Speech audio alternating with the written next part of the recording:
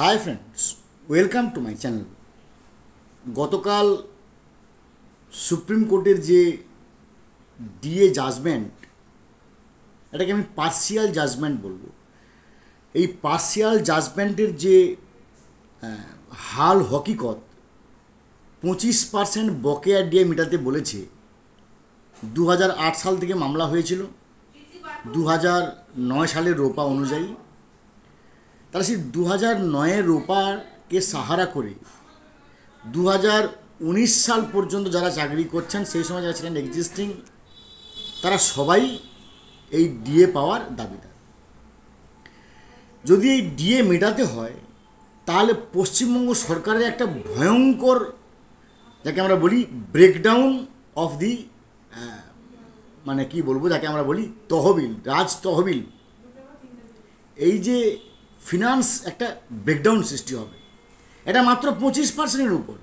আমি আজকে আপনার কাছে যে তথ্যগুলো পরিবেশন করব সেটা সবই স্টেট গভর্নমেন্টের হয় ফিনান্স বাজেটের ওয়েবসাইট অথবা লেবার ডিপার্টমেন্টের ওয়েবসাইট, অনেক তথ্য সংগ্রহ করে আপনাদের জন্য নিয়ে এসেছি ভিডিওটা।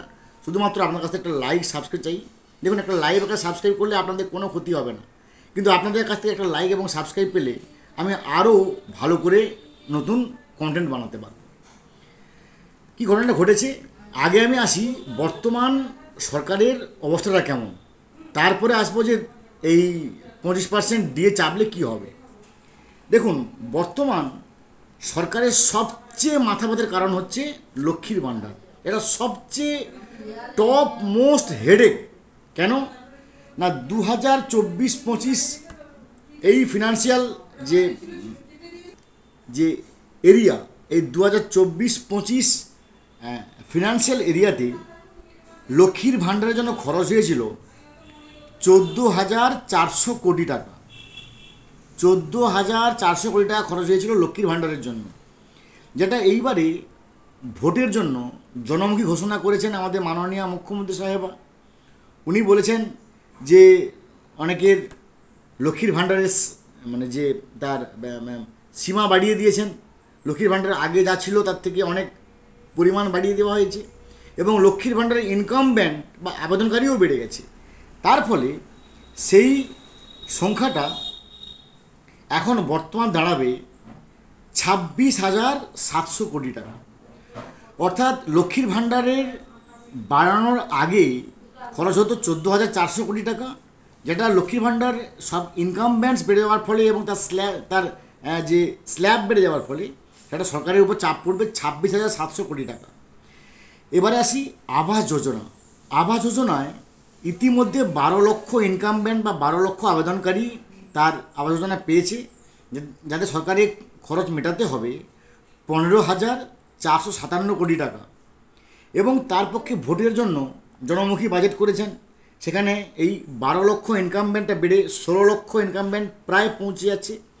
ফলে 12 লক্ষ জায়গায় 16 লক্ষ ইনকাম ব্যান্ড হওয়ার জন্য আবাস যোজনায় আগে খরচ হয়েছিল 15,457 কোটি টাকা, যেটা বেড়ে হবে প্রায় 19,000 কোটি টাকা। এরপরে আসে শিল্পে উৎসাহ ছাড়, অর্থাৎ যাকে আমরা বলি ইনসেন্টিভ রিডাকশান, যে ভাই তোমরা আমার রাজ্যে শিল্প করতে আসো, তোমাদেরকে আমি এই কারেন্ট ছাড় দেবো, এই ছাড় দেবো, ওই ছাড় দেবো, সেই ছাড় দেবো। তার নাম হচ্ছে ইনসেন্টিভ রিডাকশান। এই ইন্টেন্সিভ রিডাকশান ছাড়াও কিন্তু কয়েক হাজার কোটি টাকা আছে। সবগুলো তো আর একটা ভিডিওর মধ্যে বলা সম্ভব না। তবে অবশ্য খুশির খবর যে নবান্নতে কিন্তু মানে কিছুটা হলেও কাটছাট করেছে বরাদ্দতে। যেমন স্বাস্থ্যসাথীতে 907 কোটি কাটছাট করেছে, কন্যাশ্রী 571 কোটি কাটছাট করেছে, এইভাবে রূপশ্রী, শিক্ষাশ্রী, সবুজ সাথী, নতুন কৃষক বন্ধু, এসবতে কিছু কাটছাট করেছে। কিন্তু ওই যে যদি একটা মরার আমি নখ এবং চুল কামিয়ে দিই, তার কি ওজন কমবে? অর্থাৎ একটা মৃতদেহকে নিয়ে যাওয়া হচ্ছে, বলছে খুব মৃতদেহটা খুব ভারী, তাহলে একটা কাজ করে সমস্ত হাতের নখগুলো কেটে দে আর মাথার চুলটা কেটে দে, তাহলে কি আর ওজন কমবে? ওজন কমবে না। কারণ যে পরিমাণ লক্ষ্মীর ভাণ্ডারের টাকা বাড়বে, 26,700 কোটি টাকা শুধুমাত্র লক্ষ্মীর ভাণ্ডার, এবং 19,000 কোটি টাকা আবাস যোজনা, এটসেট্রা এটসেট্রা। এরপরে আসি রাজস্ব কী অবস্থায় আছে। 2023-24 যে রাজস্ব ছিল, 2024-25 ইতিমধ্যে 17,570 কোটি টাকা রাজস্ব ঘাটতি, রিডাকশান স্ল্যাশ ডাউন। এবং রাজকোষ ঘাটতি 2023-24 যা ছিল সেটা 2024-25 হবে 19,000 কোটি টাকা ঘাটতি, রিডাকশান স্ল্যাশ ডাউন। এবং পুঞ্জীভূত কর, কার নাম পুঞ্জীভূত কর না কিউমুলেটিভ ট্যাক্স কালেকশন, অর্থাৎ বামফ্রন্টের আমলে বা তারও আগে থেকে প্রায় 40 বছর ধরে যে ঋণ নিয়ে সরকার আসছে। বামফ্রন্ট ঋণ নিয়েছে, তার আগে কংগ্রেস সরকার ঋণ নিয়েছে, তারপরে এই টিএমসি গভর্নমেন্ট ঋণ নিচ্ছে। এই যে বিভিন্ন ঋণ যে বিভিন্ন সময়, এটা নাম হচ্ছে কিউমুলেটিভ ট্যাক্স কালেকশন বা পুঞ্জীভূত কর। এই পুঞ্জীভূত কর এই বছর মানে এই 2024-25 চাপবে 72,571 কোটি টাকা। এর ফলে সরকারকে মানে যে পরিমাণ লোন নিতে হবে, সে লোনের সীমা দাঁড়িয়ে যাবে 7,71,760 কোটি টাকা। হ্যাঁ, ঠিক শুনেছেন, 2024-25 আর্থিক বর্ষে ওয়েস্ট বেঙ্গল গভর্নমেন্টকে শুধুমাত্র সব কিছুকে কন্ট্রোল করার জন্য যে পরিমাণ লোন নিতে হবে, তার পরিমাণটা হচ্ছে 7,71,760 কোটি টাকা, লক্ষ কোটি টাকা। এই পরিমাণ ঋণ নিলে তবে গিয়ে সব কিছু সংসার যেমন চলে তেমন পশ্চিমবঙ্গ সংসার চলবে।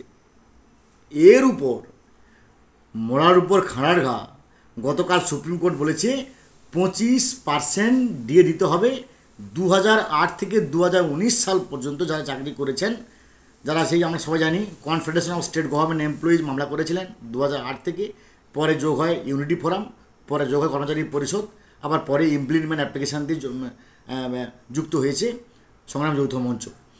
তো এই যে 2008 থেকে 2019 পর্যন্ত 25% ডিএ মেটাতে হবে। এই মুহূর্তে সেন্ট্রাল গভর্নমেন্ট ডিএ পাচ্ছে 55%, স্টেট গভর্নমেন্ট এমপ্লয়িরা পাচ্ছে 18%, অর্থাৎ 37% ডিএ এই মুহূর্তে কম। তার 25% করলে একটা গড় পরে দাঁড়াচ্ছে একটা মানে অ্যাপ্রক্সিমেট দাঁড়াচ্ছে প্রায় 10,500 কোটি টাকা। এর সঙ্গে আছে অ্যাডিশনাল বেনিফিট স্কিম। কার নাম অ্যাডিশনাল বেনিফিট স্কিম না ভাই, ধরো আমার জয়েনিং জানুয়ারি মাস থেকে জুলাইয়ের মধ্যে, জানুয়ারি কি ফেব্রুয়ারি কি মার্চ কি এপ্রিল কি মে কি জুন কি জুলাই, আমি একটা ইনক্রিমেন্ট পাবো। কিন্তু যার জয়েনিং রোপা 2019-এর মানে এই কি বলবো অপশান দিয়ে হয়েছে, এবং যাদের জয়েনিং ছিল অলরেডি জুলাই মাসের পর থেকে সেপ্টেম্বর অক্টোবর নভেম্বর, তিনারা কিন্তু ডবল ইনক্রিমেন্ট পেয়েছেন। কেন না অ্যাডিশনাল ইনক্রিমেন্ট বেনিফিট, তার নাম হচ্ছে এটাকে সার্ভিস রুলের ভাষায় বলা হয় অ্যাডিশনাল ইনক্রিমেন্ট বেনিফিট।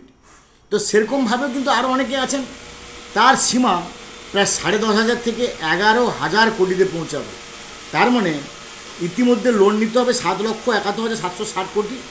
তার সঙ্গে যদি এই টাকাটা জমা হয়, একটা ভয়ঙ্কর পরিবেশ সৃষ্টি হবে, একটা ভয়ঙ্কর স্ল্যাশ ডাউন হবে। তাতে সরকার মানে কোন দিকে যাবে সেটা সবচেয়ে এখন আমাদের দেখার বিষয়বস্তু। ভালো থাকুন। এর পরবর্তী আপডেট অবশ্যই আমার চ্যানেলের থেকে কনভে করবো। Have a good day, thanks.